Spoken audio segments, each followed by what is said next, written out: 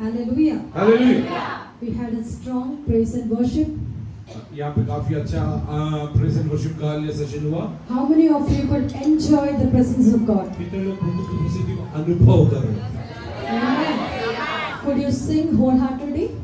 पूरे दिल से आप गीत गा सकते थे। Psalms 104 says, "Enter into his gates with thanksgiving and into the courts with praise. Be thankful unto him and bless his name." भजन 100 उसके चौथे आयत में लिखा है, उसके फाटकों में धन्यवाद के साथ उसके आंगनों में स्तुति करते हुए प्रवेश करो और उसको धन्यवाद करो। In the ark of God, परमेश्वर का जो संदूक है, there was 3 places. वहाँ पे Tabernacle. हालेलुया, परमेश्वर का जो हालेलुया ये मिलाप वाला तंबू था, उसमें 3 भाग था। First is court. सबसे पहले जो है वो आंगन है। Second is holy place. दूसरा जो पवित्र स्थान है। Third is most holy place. और तीसरा जो है अति पवित्र स्थान है। The people come for worship only in the court. Hallelujah, सारा लोग जो है आराधना करने के लिए आंगन में आते थे। They give their offering. Maybe it will be a sheep or goat or cow or birds, whatever it is, according to their capacity. हर एक अपने काबिलियत के हिसाब से जो भी बलिदान वहाँ देना चाहता था, They give it to the priest.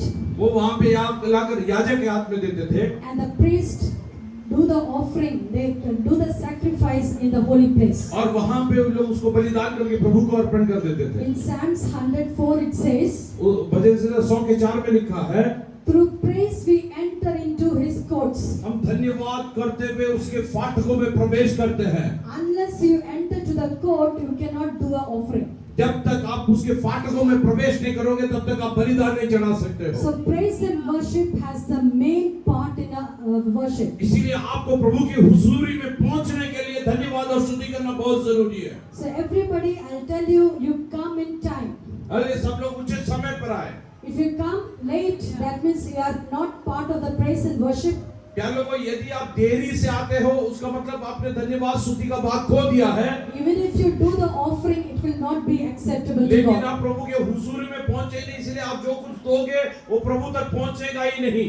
If the offering the Lord has accepted, if the fragrance, if the incense the Lord has accepted, if He delights in it, the blessing will come upon you. यदि तू चढ़ाते हुए बलिदान के अंदर से निकलते हुए सुगंध परमेश्वर ग्रहण करेगा, तेरा जीवन को प्रभु आशीर्वाद करेगा। How many of you understood? कितने लोग समझ गए हैं? So when we do the praise and worship, इसीलिए कलीसिया में जब धन्यवाद स्तुति का आराधना शुरू होता है, what is praise? धन्यवाद बोलने से क्या है? What the Lord has done for us, we should be thankful to Him. Hallelujah, उस चीजों के लिए हम प्रभु को धन्यवाद करते हैं। Lord has brought us to so far. Lord has been good to us. So you should thank Him from bottom of your heart. प्रभु ने हमारे जीवन में जो कुछ किया, उन चीजों के लिए प्रभु को धन्यवाद देना, हालेलुया, धन्यवाद और स्तुति का भाग होता है। What is worship? और स्तुति क्या होता है? Worship is we are declaring what He is. हम अपने मुंह से अंगीकार करते हैं प्रभु कौन है। We are declaring His excellency. We are declaring His mighty works. We are saying our God is a good God. हम जब कहते हैं प्रभु जी तू सामर्थी परमेश्वर है, तू दयालु है, तू विलंब से कोप करने वाला है, तू अति करुणा में परमेश्वर है, ये स्तुति का भाग है जिसमें प्रभु के गुणों का वर्णन करते हैं। Amen. Hallelujah. Amen. So when we do the worships, we should select songs according to the praise and worship pattern only. Hallelujah, इसीलिए हम जब आराधना करते हैं, प्रभु को धन्यवाद देते हुए, प्रभु को स्तुति करते हुए तरीके से गीतों को गा के प्रभु को धन्यवाद देना है। If you could praise Him with all your heart, with all your mind, with all your soul, with all your strength, that means that praise the Lord has accepted. यदि आप पूरे दिल से प्रभु को धन्यवाद स्तुति कर सकते हैं, उसका मतलब उसका सुगंध परमेश्वर तक पहुंचता है और उसका बरकत आपके जीवन में उतरता है। Worship is very important in the sight of the Lord. परमेश्वर की नजर में आराधना को, नहीं तो स्तुति और धन्यवाद को बहुत कीमती है। In the Old Testament, we read in Exodus 20, remember the Sabbath, for it is the commandment from the Lord. परमेश्वर ने पुराने करार में जब इस्राएलियों को व्यवस्था दिया, तभी उनको कहा कि विश्राम दिन को स्मरण रखना है। You keep it holy. उसको पवित्र रखना है। Israelites, they will not switch on the switch also. They will not flip the light switch because that is also a work. They consider it as a work. उन दिनों में उन लोग hallelujah चूल्हा नहीं जलाते थे, एक इलेक्ट्रिसिटी का स्विच भी ऑन नहीं करते थे, उनको लगता था ये भी वो काम का भाग है। If they have to switch on the light, यदि उनको लाइट स्विच ऑन करना है, they have servants in the house, वो अपने घरों में नौकरों को रखे हैं, they will come and show, they have to come and switch on. हल्ली वो जाके सरल नजर दिखाते हैं कि उसको ऑन करे। That means that much it is important to worship the Lord. उसका मतलब विश्राम दिन में प्रभु के चरणों में आकर उतना आराधना करना बहुत कीमती है। Hallelujah. हालेलुया।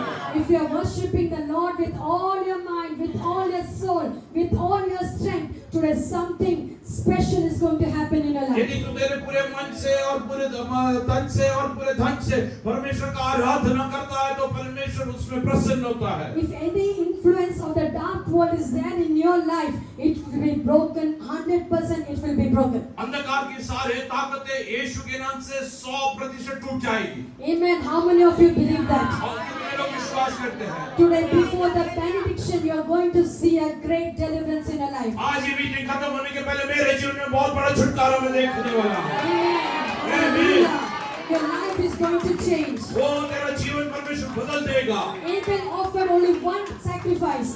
हाबिल ने केवल एक आराधना अर्पण किया। But even today we remember him. लेकिन आज तक उसका वर्णन किया जाता है। Amen. So if you worship the Lord with all your might, something special is going to happen यदि today तू for you. सच्चाई से प्रभु का आराधना करता है तो तेरे जीवन में कुछ तो अद्भुत होने वाला है। Amen. Amen. Hallelujah. Don't miss even single Sunday worship. एक संडे का आराधना भी नहीं छोड़ना। Because then only you can be in the court. Then only your praise and your offering will be accepted unto the Lord. ऐसे करने से ही तेरा धन्यवाद स्तुति प्रभु ग्रहण करता है। Amen. We should Amen. not worship Lord in our way. We should worship Lord in His way. हम अपने मन के अनुसार प्रभु का आराधना नहीं करना है, लेकिन प्रभु ने जो बोला वैसे प्रभु का आराधना Amen. करना If you keep that system, if you accept that system, Lord will come down to bless you. यदि परमेश्वर की इच्छा के अनुसार प्रभु का आराधना तू करेगा, तेरे जीवन में प्रभु उतर के आएगा। Amen. Whatever sickness you have in your body, just forget it. Before you leave this place, you are going to see a healing. आज तुम्हारे जीवन में कोई भी बीमारी होगा, उसके बारे में चिंता मत करो।